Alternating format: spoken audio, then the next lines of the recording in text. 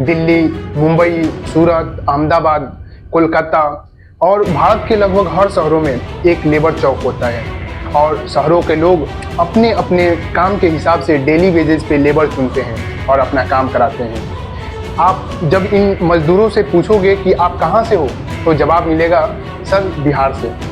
ये मजदूर आपको शहर के हर कोने में दिखेंगे, कोई ट्रेन के कसमकस डिब्बों में ट्रेवल करते हुए तो कोई कंस्ट्रक्शन साइट पर सरिया बांधते हुए और कोई रोड के किनारे सोते हुए, क्योंकि इनकी इतनी सैलरी नहीं होती है कि वहाँ एक रूम ले पाए। इन्हें पैसे बचाने होते हैं ताकि अपने गांव पैसे भेज पाएं। इनकी कोई स्टैंडर्ड ऑफ लाइफ नहीं होती है। ये अपने परिवार का पेट पालने के लिए बिहार से शहर की तरफ माइग्रेट हुए हैं। जब आप इनसे पूछें कि भाई आप बिहार में ही जॉब क्यों नहीं ढूंढ पाते ताकि आप अपने फैमिली के साथ एक स्टैंडर्ड लाइफ, एक अच्छी ज़िंदगी जी पाएँ, तो इनका कहना होता है, सर हमारी ज़िंदगी इतनी खुशकिस्मत कहाँ है कि हमें अपने स्टेट के अंदर, अपने बिहार के अंदर हमें मजदूरी करने का मौका मिले। दोस्तों, जब ऐसी दुर्दशा अपने बिहारी भाइयों की देखता हूँ तो रोना आता है और खुद से पूछता हूँ कि हम ऐसे कब से हो गए। हम ऐसे तो नहीं थे।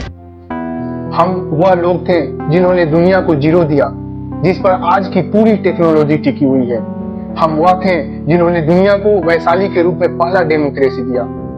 हमारे पास नालंदा जैसी ग्लोबल यूनिवर्सिटी थी जिसमें दुनिया भर के स्टूडेंट आकर स्टडी करते थे। हमारे पास पाटलिपुत्र जैसा शहर था जहां से मौर्य साम्राज्य ने पूरे अखंड भारत का नेतृत्व किया।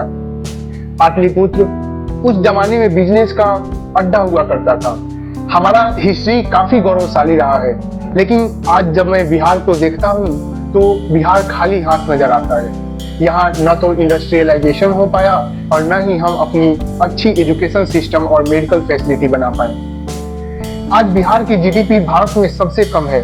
बिहार का पर कैपिटल इनकम 40,000 से भी कम है, जो पूरे भारत में सबसे कम है। हमारा हेल्थ रिपोर्ट भारत में सबसे घटिया है।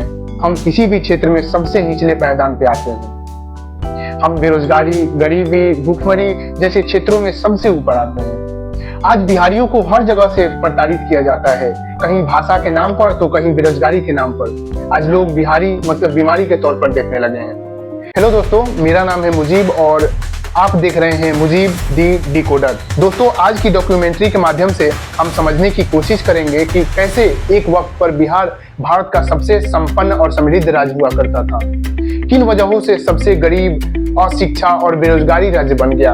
हम ये भी समझने की कोशिश करेंगे कि कैसे हम बिहार को एक फिर से संपन्न और समृद्ध राज्य बना सकते हैं। दोस्तों, बिहार के डाउनफॉल के कोई एक रीजन नहीं रहे हैं, इसके कई सारे रीजन रहे हैं। आइए इसे हम स्टेप बाय स्टेप समझने की कोशिश करते हैं। 1793 में अंग्रेजों ने जमींदारी प्रथा लागू किया।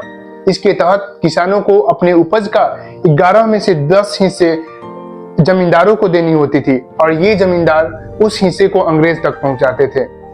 आप सोचो, अगर आप साल भर अर्निंग करो और आपके अर्निंग का लगभग 90% टैक्स के रूप में चला जाए तो आपके पास क्या बचेगा। हमारे किसान, जिसकी वजह से वो अपने ही जमीन पे बंधुआ मजदूर बनने को मजबूर हो गए और यह शोषण लगभग 150 सालों तक चला। यह पॉलिसी सेंट्रल गवर्नमेंट के द्वारा 1952 में लागू की गई। इस पॉलिसी के तहत गवर्नमेंट चाहती थी कि पूरे भारत में इंडस्ट्रियलाइजेशन हो, इसलिए वह मिनरल्स के ट्रांसपोर्टेशन पे सब्सिडी देने लगी।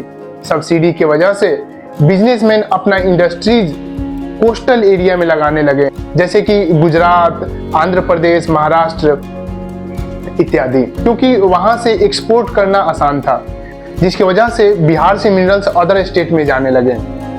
मिनरल्स बिहार में होने के बावजूद भी बिहार में इंडस्ट्री नहीं लगी, जिससे बिहार में इंडस्ट्रियलाइजेशन नहीं हो पाया और हमारे इकोनॉमी का डाउनफॉल शुरू हो गया। किसी भी स्टेट में बिजनेस को फैलने के लिए एक स्टेबल गवर्नमेंट और लॉन्ग टर्म पॉलिसी की जरूरत होती है। 1960 से लेकर 1990 तक 25 बार सरकारें बदली। इसके वजह से बिहार में पॉलिटिकल स्टेबिलिटी नहीं आई और बिहार में कोई भी इंडस्ट्रियलिस्ट अपना इंडस्ट्री नहीं लगाया। 1990 के बाद जब बिहार में राजद की गवर्नमेंट आई तब बिहार में सोशल जस्टिस के नाम पर जातिगत राजनीति होने लगी। बिहार की लॉ एंड ऑर्डर चरमरा गई और बिहार में इन्वेस्टमेंट करने का विचार एक मजाक बन के रह गया। 2005 के बाद गवर्नमेंट बदली और नीतीश कुमार बिहार के नए मुख्यमंत्री बने, लेकिन हमारी आज भी वही सिचुएशन बनी हुई है। बिहार का साउथ पार्ट नेचुरल रिसोर्सेज में काफी रिच था। इसके वजह से वहां पर काफी मात्रा में इंडस्ट्री थी और डेवलप्ड सिटी भी थे, जैसे जमशेदपुर, रांची, बोकारो। लेकिन 2000 में बिहार का साउथ पार्ट बिहार से अलग हो गया और एक नया राज्य बना, झारखंड। अब बिहार का 75% नेचुरल रिसोर्सेज झारखंड में चले गए और बिहार के पास क्या बचा? तो एक बड़ी सी पॉपुलेशन और बाढ़ से ग्रस्त एरिया। बिहार की पॉपुलेशन बढ़ते जा रही है, लेकिन लिटरेसी रेट घट रही है। बिहार से सबसे ज्यादा आईएएस आईपीएस निकलते हैं, लेकिन एक बड़ी हिस्सा अनएजुकेटेड रह जाती है और कुछ बच्चे तीसरी या चौथी क्लास के बाद ड्रॉप आउट हो जाते हैं। तो इन सब चुनौतियों को देखते हुए सवाल उठता है कि इसके आगे का रास्ता क्या है? क्या कोई मैजिकल सॉल्यूशन है? नहीं, इसके लिए एक लॉन्ग टर्म स्ट्रेटजी की जरूरत है, जिसमें सरकार, समाज और हम सबको अपनी भूमिका निभानी होगी। तो चलिए इस स्ट्रेटजी को समझते हैं। बिहार एक कृषि प्रधान स्टेट है। यहाँ एग्रीकल्चरल भूमि की भरमार है। यहाँ पर हर साल फसलों की अच्छी पैदावार होती है, लेकिन सारे अनाज और सब्जियां दूसरे स्टेट की प्रोसेसिंग यूनिट में चली जाती है और वहां पर प्रोसेस्ड होकर एक फाइनल प्रोडक्ट का रूप लेती है, जिसका डिमांड और मार्केट वैल्यू काफी अच्छा मिलता है। आप समझिए, बिहार मखाना का सबसे बड़ा प्रोड्यूसर है, लेकिन बिहार में इसके कोई भी प्रोसेसिंग यूनिट नहीं है, जिसकी वजह से बिजनेसमैन आते हैं और इसे 80 रुपये किलो खरीद कर दूसरे स्टेट ले जाते हैं और इसे प्रोसेस्ड करके पैकिंग करते हैं और ब्रांडिंग करके इसे लगभग 2000 रुपये किलो के रेट से बेचते हैं। ठीक ऐसे ही मक्का और आलू के साथ भी होता है। बिहार मक्का का 5वां सबसे बड़ा प्रोड्यूसर है, लेकिन हमारे पास कॉर्नफ्लेक्स बनाने की कोई प्रोसेसिंग यूनिट नहीं है। हमारे पास चिप्स बनाने की प्रोसेसिंग यूनिट नहीं है। हम सब कच्चे माल के सप्लायर बन के रह गए हैं। गवर्नमेंट को बिहार के अलग अलग डिस्ट्रिक्ट में प्रोसेसिंग यूनिट लगानी चाहिए, ताकि खेतों से अनाज सीधा प्रोसेसिंग यूनिट में जाए और एक फाइनल प्रोडक्ट के रूप में निकल कर बाहर आए। गवर्नमेंट को बिहार के अलग अलग डिस्ट्रिक्ट में प्रोसेसिंग यूनिट लगाने चाहिए और कोल्ड स्टोरेज बनाना चाहिए, ताकि बिहार का माल बिहार में रहे और प्रोसेस्ड होकर फाइनल प्रोडक्ट के रूप में बिहार के बाहर जाए, ताकि बिहार में एम्प्लॉयमेंट और इनकम जनरेट हो पाए और किसानों की इनकम बढ़ाई जा सके। आज भारत का हर स्टेट इंडस्ट्री पे फोकस कर रहा है, लेकिन हम पिछड़ते जा रहे हैं।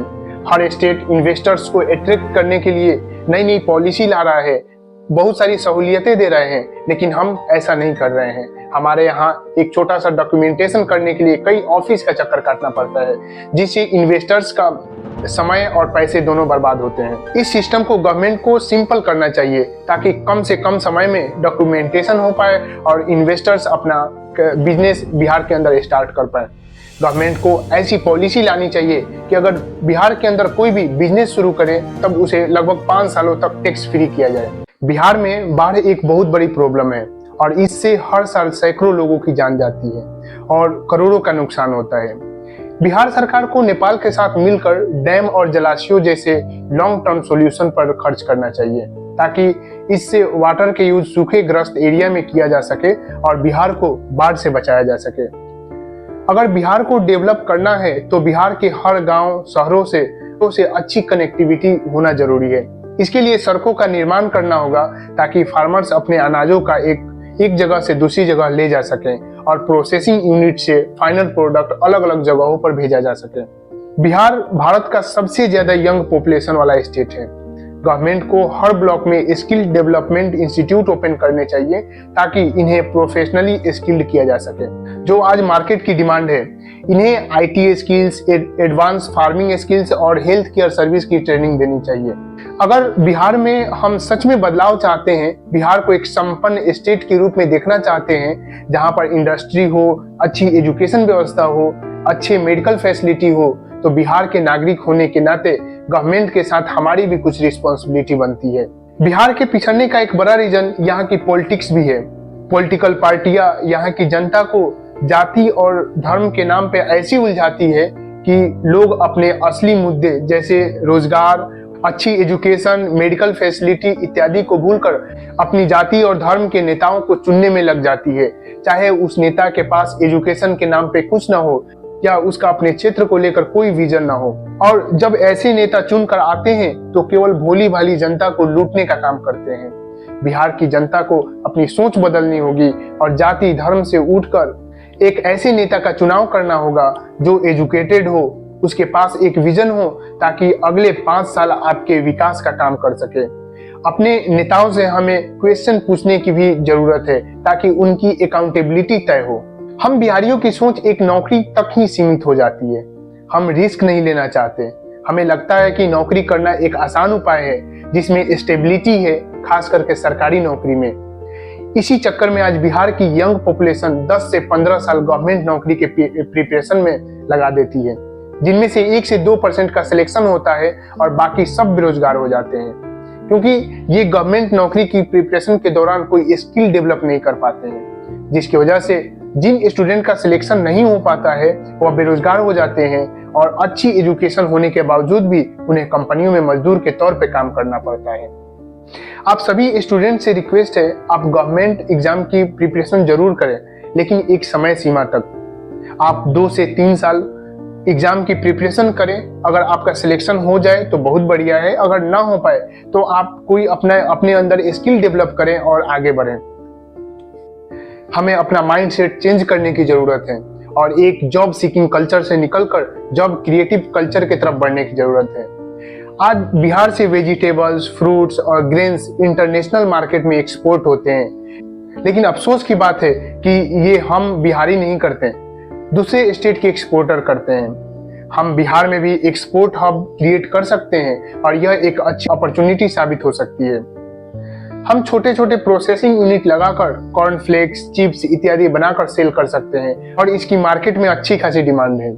बहुत से बिहारी जो बिहार से बाहर बहुत अच्छा कर रहे हैं, वह एक अच्छे पोस्ट पर हैं, बहुत सारी कंपनीज के सीईओ हैं, डॉक्टर्स हैं, इंजीनियर्स हैं और सक्सेसफुल बिजनेसमैन हैं। उन्हें बिहार की तरफ देखना होगा, उन्हें बिहार में इन्वेस्टमेंट करना चाहिए और अपने यंग जनरेशन को मेंटरशिप करना चाहिए ताकि हमारी यंग पॉपुलेशन आगे बढ़ पाए। दोस्तों, आज के डॉक्यूमेंट्री में बस इतना ही। अगर आपको ये वीडियो अच्छी लगी हो तो लाइक करें और इस वीडियो को जरूर शेयर करें। अंत में आप सबसे इतना ही कहना चाहूंगा, भविष्य आज की परछाई होती है या आज के लिए गए फैसले और किए गए प्रयासों का नतीजा होता है। सही विजन, दृढ़ इच्छा शक्ति और सामूहिक प्रयास से बिहार अपनी कहानी को बदल सकता है और यह साबित कर सकता है कि सबसे मुश्किल चुनौतियों को भी पार किया जा सकता है। Thank you.